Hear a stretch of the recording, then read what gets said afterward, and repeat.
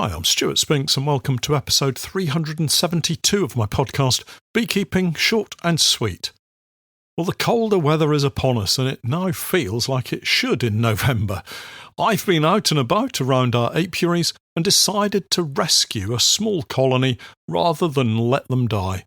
I'm not sure if this is sensible or just a waste of time and effort. Listen in for the full sorry saga.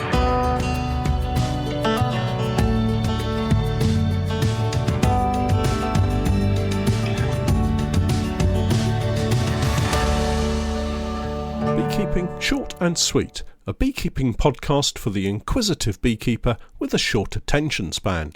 A beekeeper, in fact, just like me. This week's podcast is brought to you, in part, by High 5 Multi-Guard.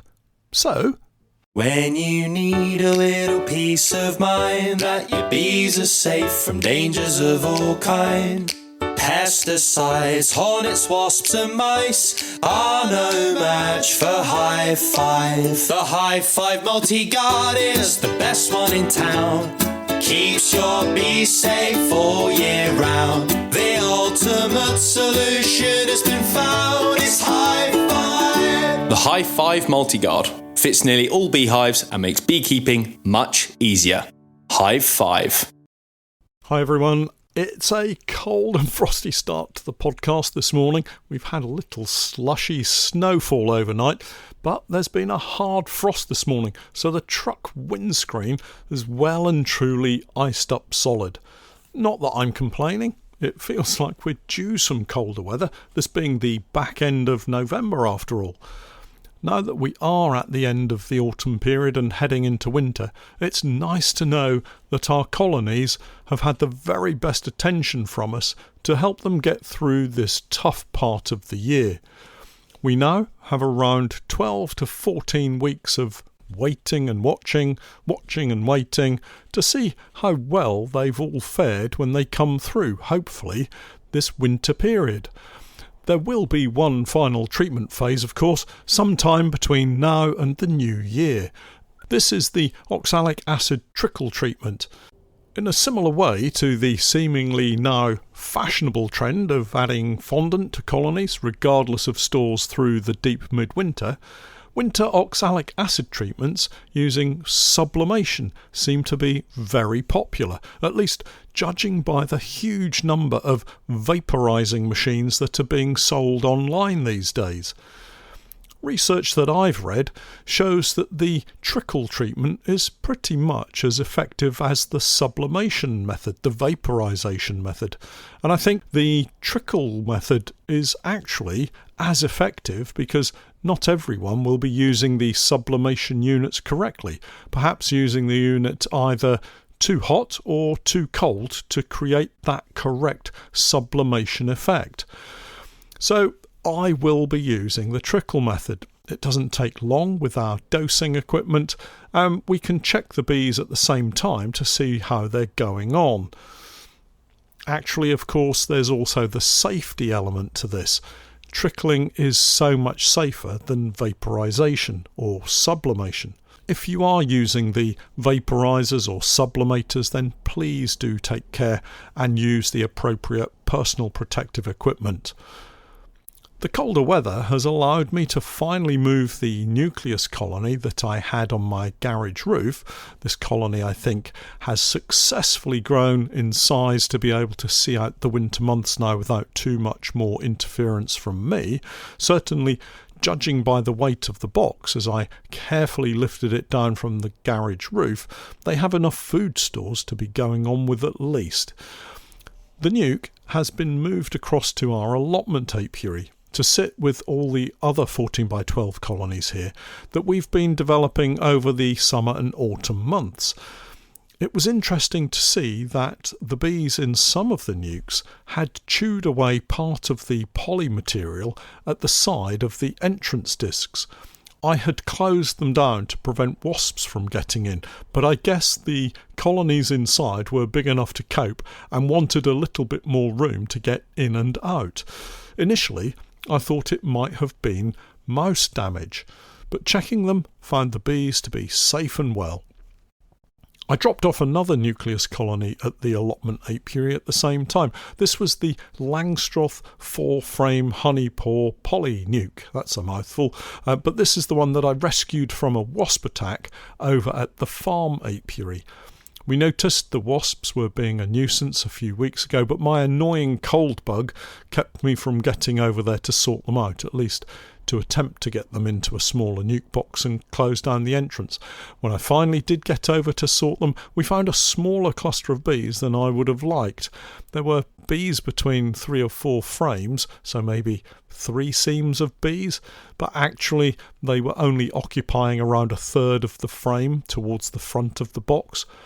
Despite this, I decided to move them across and give them a slim chance of survival. So that's what we did. I took the best 4 frames out. Honeypore nukes take just 4 frames, so it was the 4 with bees on them. Each of the frames had a reasonable amount of food, so with the lower number of bees, they're not going to run short of food anytime soon. I made the decision to take them away immediately. It was quite cold and there appeared to be no bees out flying. I just didn't want them to be hammered any further by those wasps. The nuke actually sat on my drive near the garage door for a couple of days, and then the forecast changed to some colder weather, and I thought they probably wouldn't survive without some further assistance. I'm actually not sure that they will survive anyway, but it's fun to try to make up something that may help them into the new year and that warm spring sunshine. I can almost feel it now. With all of that in mind, I was over at the workshop producing another video for the Bees on a Budget series and spotted some old Kingspan foam insulation board. There was just enough for me to make up a kind of box to fit over the honeypore nuke box while leaving the entrance free for the bees to get in and out. It was a bit basic, I have to say. All I did was cut the foam board to roughly the right size and tape it together. But it seems to work okay, and it will provide an additional layer of protection for this very small nucleus colony. We took it over to the allotment apiary and shot a video showing what I did with it, all a bit haphazard to be honest, but I think it will be okay for now. I basically popped the insulating box over the honeypore nuke box and then covered it with a large plastic bag and lots of pallet cling wrap just to hold everything in place. I'll post the video just as soon as I can edit it. It's not pretty, the work that is, the video's okay, but it should do the job. I still have my doubts as to whether this little colony will be able to survive, but time will tell. I'll go back on a warmer, sunny day and see if we have any flying bees present. With a little luck and my small intervention, they'll just about make it through to the new season. Fingers crossed. I'm mostly keen to do this in order for the queen to survive, even if this little colony doesn't build up quickly in the spring and produce any honey. To be able to save the queen and allow her to gradually build up will be reward enough. Elsewhere around the apiaries, it's all quiet. We will start a routine of visiting them every other week to heft them all. Checking the weight of them is an important part of the husbandry practices for beekeepers through the winter. And what's really interesting is that every winter there's always a hive that surprises me. Sometimes it's a nice surprise, sometimes not so nice. By that, what I mean is, as I heft the hives, I try to make a mental note of how heavy the hive or nuke box feels. One hand on the top to steady it, one hand under the back edge, and lift. It's simple enough, really. What did it feel like is the question I ask myself, maybe the same as a lot of other hives that I'm hefting. Sometimes I'll go back to the first few hives and give them another lift just to make sure that I'm remembering correctly. Then at one of these apiaries, a colony will be massively under or massively overweight compared to all of the others. And that's the one that needs checking. If it's really light, is it because the bees are eating their way through the food that I've given them at a much faster rate than any of the other hives? And do they need more food? Or maybe, just maybe, is that the colony has been robbed out and died. Whatever the reason, it needs investigating. Obviously, the worst case scenario is that they've been robbed out but died earlier of a nasty disease that I didn't pick up, such as AFB or EFB. This leads to concerns that the disease will have spread to all of the other colonies in the apiary. It's why regular checks over winter are so very important.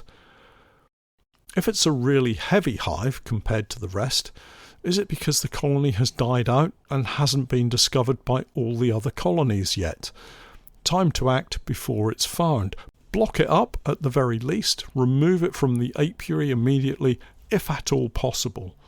It could just be, though, that the colony is very frugal with its food stores and is absolutely full of bees. So don't panic too soon. Let's stay positive about these things. The point is, if you have more than one hive, you will have something to compare and gauge what the hives are doing in terms of food use and movement within the hive. The reason I mention movement within the hive is because if you use a Varroa board over winter, or you have a clean concrete pad or something similar beneath your hive, you'll see the wax cappings and general hive debris falling down as the bees move around and use the food stores. Obviously, it will also give you an indication of Varroa loading because you might see some mites on the board too. Hopefully not, but you never know. I had a conversation with a beekeeper just this week about the pros and cons of leaving the Varroa board in over winter. To my mind, the only negative issue arises if the beekeeper doesn't pop back to the hive regularly and look at the Varroa board. You'll get a build-up of debris, and of course wax moth just love to make a nice new home there and produce more baby wax moth. Just don't be that beekeeper. Leave the board in place, but go out to it each week and have a look. Look closely at it and try to understand or visualise what's going on in the hive with the pattern of the debris that you see, but then remember to clean it off and start all over again for the next week. I mentioned earlier about our plans for oxalic acid treatments for our colonies, and I'm aware of a new authorised treatment that's now available called Viroxol. It's an Andermatt BioVet product, and it appears, certainly in my first initial look, to come in a 75-gram tub. I'm sure there must be other sizes available, but from what I'm reading, it appears to simply be oxalic acid dihydrate crystals. This differs from apibioxol in that the apibioxol has other ingredients in it, namely, mainly glucose. Those of you that have used this in your vaporizers or sublimators will be very well aware of the nasty burnt sticky remnants that remain after you sublimate with that product. So this then might be a good product to use in your vaporizers or sublimators. It is, after all, just oxalic acid dihydrate. The question arises then, why does it have a price point in excess of £1 per gram? I checked today and the current price that I'm seeing is £79 for a 75-gram tub. I'm guessing there's a significant amount of testing costs that have to be borne by Andermatt in order to get this product to market, or at least get it authorised. But if you search oxalic acid dihydrate crystals on the internet, you'll see a huge number of products that look identical, or certainly the ingredients are identical, for an awful lot less money. Now obviously these are not authorised for treating honeybees, and I'm certainly not advocating the use of unauthorised products on our honeybees, but it is a significant price difference. I'll leave you to make up your own minds on the pros and cons of the right route to take. But if you're new to beekeeping, stick with the authorised treatments. Keep excellent records of what you're doing and follow the instructions for use on those instruction leaflets. Finally today, and as we head into the winter months, there's obviously not a huge amount to report on each week. The podcast will undoubtedly shrink back closer to its normal 15-minute time frame. That is, unless I can convince a few people to join me for a chat every now and then. But as we get to the end of this week's podcast, a couple of thank yous to beekeeping associations that I've been out to talk to recently. Just last night I was at the West Suffolk Beekeepers Association in Bury St Edmunds, way down in darkest Suffolk.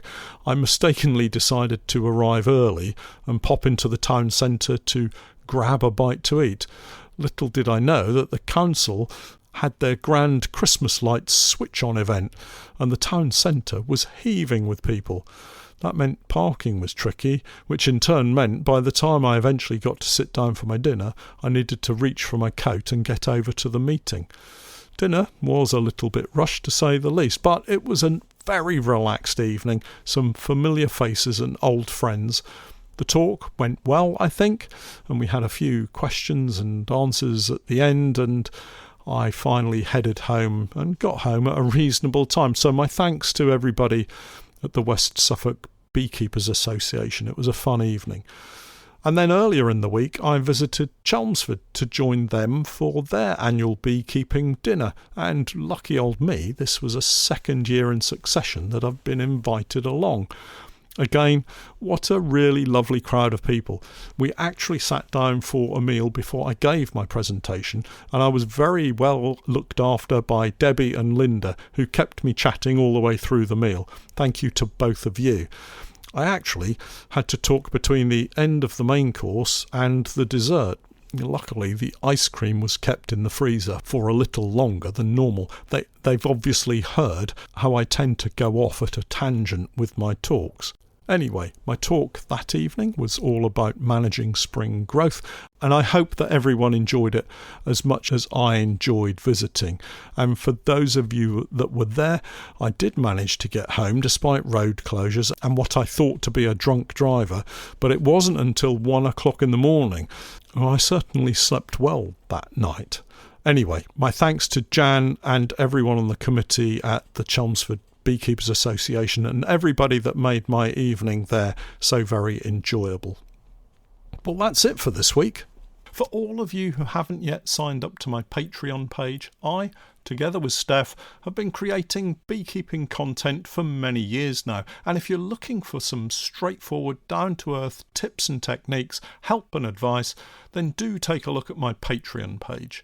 We have over 1,600 individual beekeeping posts, videos and podcasts filled with useful and timely help and advice. My approach is pragmatic and calm, sometimes entertaining, but always with help and support for beekeepers at the heart of what I do. I keep my videos short and concise wherever possible. No waffle, no flannel, just honest beekeeping advice from years of keeping bees. Take a look and join me for the new 2025 beekeeping season. It'll cost you less than a jar of honey. Head over to Google and search for Patreon and the Norfolk Honey Company.